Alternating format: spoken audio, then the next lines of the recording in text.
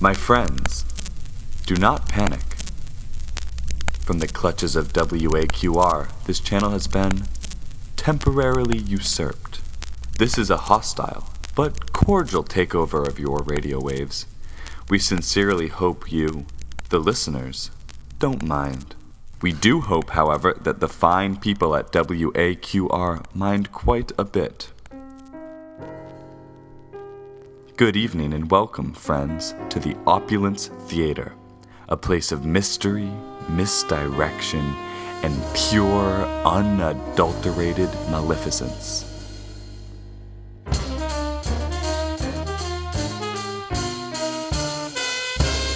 It is worth noting that this is our first little get-together here. You and I and the Opulence players. So from all of us here inside the box to all of you out there, we would like to say thank you. Thank you for stepping into a darker corner of your radio set, where we hope to entice, enthrall, and excite you with our little stories. Tonight's gripping tale will pit our faithful hero against an enemy the likes of which he's never known. Come, lend an ear, and join us for a murder most fair.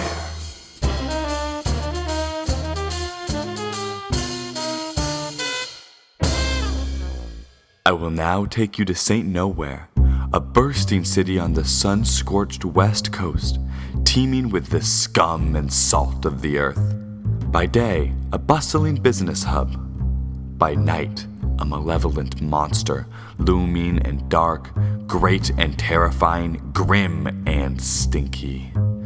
Crime waves have stretched the city's police thin, and the district attorney, Matthew Crowley, is starting to get pressured by the people to do something, anything, to save them all. Mr. DA! Mr. DA! Mr. DA! Would you like to answer a question here, Mr. Please? Saint Nowhere, ladies and gentlemen of the press, we are in a crisis. I probably shouldn't be telling you this as to avoid inciting fear and riots, but oh well. We're overrun with crime lords and mobsters, gangsters and murderers. Drug rings, gambling, prostitution, you name it, we've got it in spades. It is almost too much for our police to take. Again, not to panic you, but we've had a lot of good men leave the force recently. One way or another. That being said, we have our boys in blue working around the clock to keep you and yours safe from these new and daunting threats. Nothing to fear. I will now take questions from the press. D.A. Crowley, over here. Mr. Crowley, right here, right D.A. here. Crowley, D.A. Crowley, you just said nothing to fear after listing a number of fearful things. Care to comment? Don't get smart with me.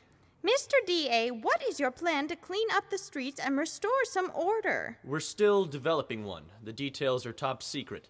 All I can say is I've hired a very capable private investigator to really dig into the underbelly of the city and see what he can uncover next. Oh, Mr. Crowley, Mr. Crowley, I have a question for you, Mr. Crowley. Mr. Crowley, would you like to address the scandal recently published involving you and Mr. Mayor behind closed doors? Not relevant. Next question. What are your thoughts on the vigilante justice who have been aiding the police in the last few weeks? I would like to put these rumors to rest. Yes, a brilliant masked detective has aided the department of late. We do not know why he's here, where he came from, or why he's chosen to help us, but we do know we need him. What's his name? Police intelligence says we have no idea, but word is he goes by the Valiant. Yes, the Valiant, a veiled vigilante, a masked marauder, the best hope St. Nowhere has. This shadowy figure may be the only thing standing between good and evil. And who knows which way the scale will tip? The Valiant knows. Meanwhile, an altercation takes place across town in a seedy bar on a shady street. Go for the jaw! The neck! Kick him in the neck! You'll never take me alive, copper! Now, Craw, we had a deal. I beat the crud out of you and you let me drag your hide back to the police. No, I remember the deal. But I ain't going back to the clink.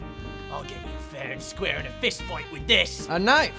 What an unexpected twist. I'll show you a twist. With me knife! The thug lunges, but using his remarkable strength and athleticism, Inspector Howard Stoker is able to dodge the vagrant's knife and grab a firm hold of his arm. Let go of me! You wouldn't hurt little old Craw, would you? Never. Oh, my arm! I may have lied. Melvin Crawford, you are under arrest for drug trafficking, assaulting a private investigator, murder in the first degree, and mild arson. Hey, I only did 3 of those things. Oh, well then, by all means, tell it to the judge. I'm sure he'll take it under consideration. Officer McLaurin, take him away. You got it, Chief. Come on, you. Nice work there, bub. Cops have been trying to get that guy for weeks. I know. How's about I get you a drink, Inspector? Thanks, barkeep. That'd be swell. Whiskey. Neat. Coming up, boss.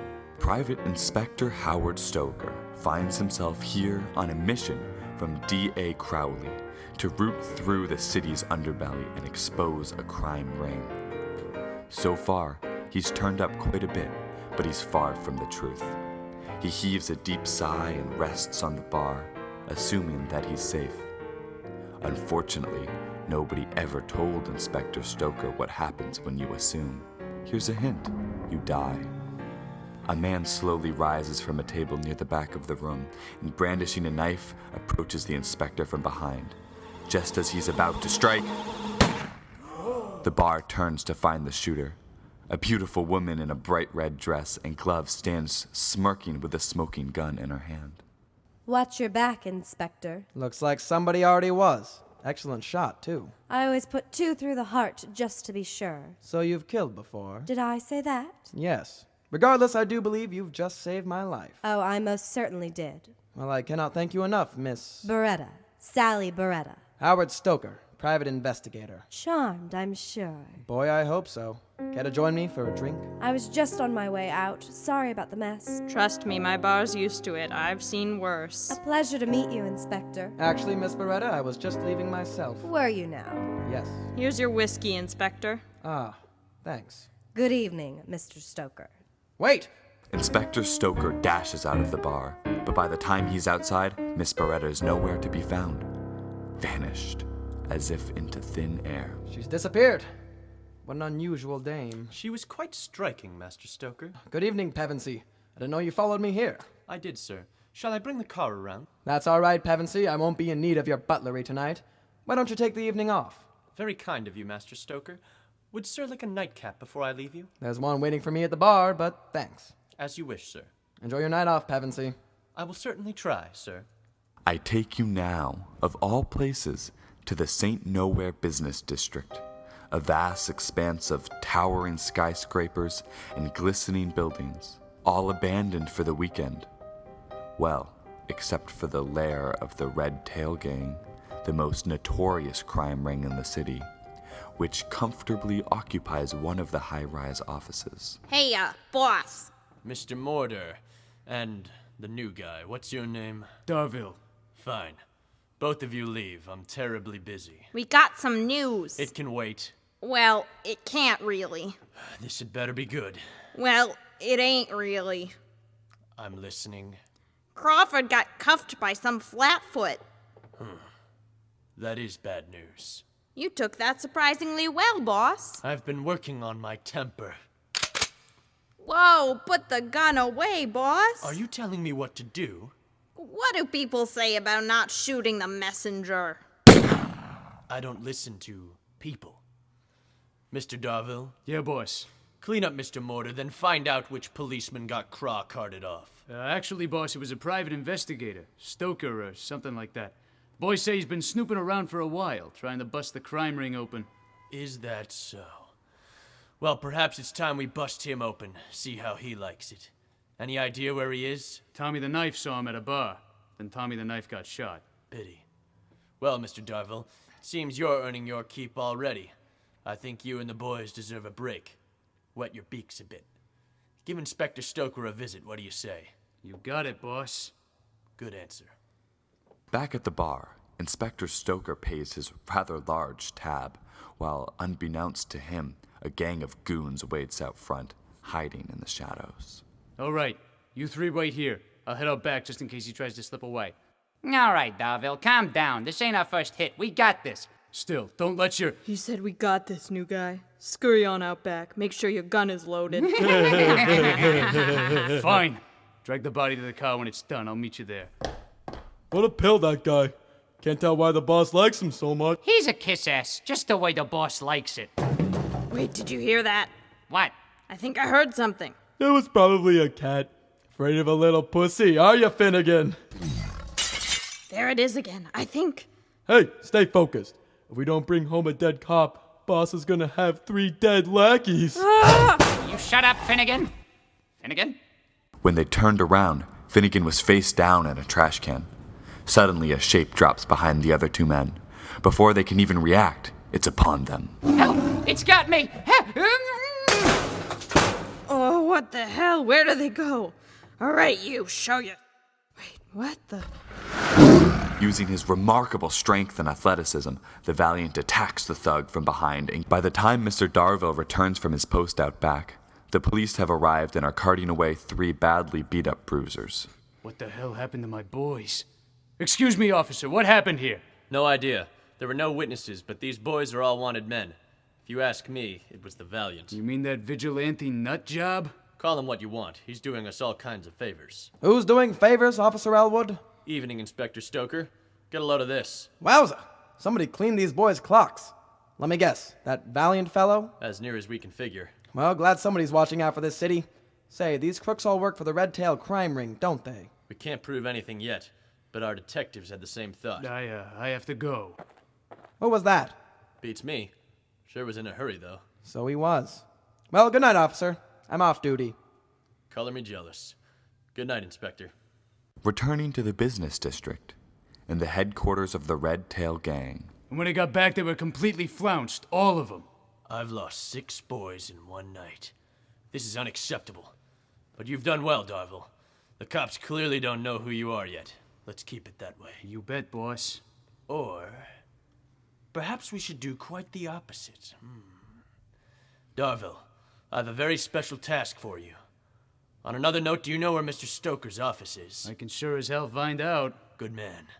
Back on the streets, Inspector Stoker takes the long way home, but he's not alone. All right, I've been listening to you following me for 3 blocks. I just wanted to make sure you got home, sir. Pevensey, I gave you the night off. A butler has no nights off, sir. I appreciate that, but I'm not a kid anymore. I can walk myself home. Good night, Pevensey. I'll see you tomorrow morning. But, sir... Good night, Pevensey. Good night, sir. What a cut-up Pevensey is. Pevensey, I told you, good night! Wait a moment. Those aren't Pevensey's footsteps. I warn you, I haven't had enough to drink and I'm a pretty damn good shot, so walk into the lamplight slowly. So quick on the draw, Inspector. Most guys would at least take me to dinner first. Miss Beretta, what a pleasant surprise.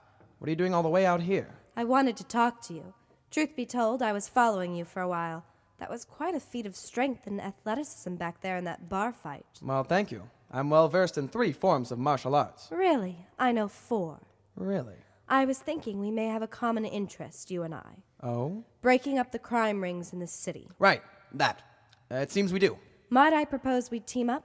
With our brawn and brains, we might be the windfall this city's been looking for. You know, that's not a bad idea, Miss Beretta. Please, call me Sally. Howard. Charmed, I'm sure.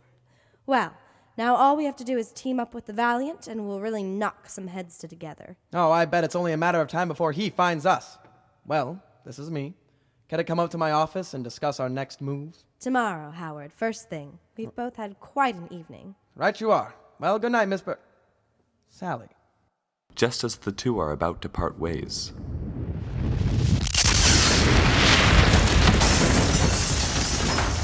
Howard! I'm here! Are you alright? Fine, what was that? Well, I imagine that blast was dynamite. The source, unfortunately, was my office. Howard, I'm sorry. Never really liked the place anyway. But this was clearly an attempt on your life. Hey, yeah, you're right. And I bet good money that those red-tail bums are behind it. The crime ring? Yes, we got a little too close to them today, it seems. But that's a good sign. It means all the work I've been doing is starting to make them antsy. I must be getting closer. You know too much. They want you gone. Exactly. Do you need a place to stay tonight? Thank you, Sally. My buddy down at the downtown motel owes me a favor. But first thing in the morning, we'll make our first move. They tried to take everything from me. I don't intend to go down without a fight. and so the 2 part ways, like shadows at the dawn, only to meet again and plot the downfall of the Red Tails. But so many questions remain unanswered. Who is the mysterious boss of the Red Tails? Where will he strike next? Is anyone really safe? St. Nowhere's fate is in the balance, but only time will tell who will win. Time, that is, and the Valiant.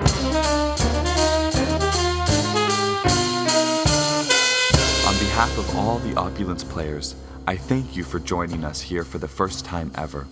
We shall soon release our grip on you and send you back to your regular programming. But before we do, make note of the hour, for in 1 week we shall be here again, waiting to share more stories from a realm just beyond our fingertips. Thank you for listening. And now, we vanish.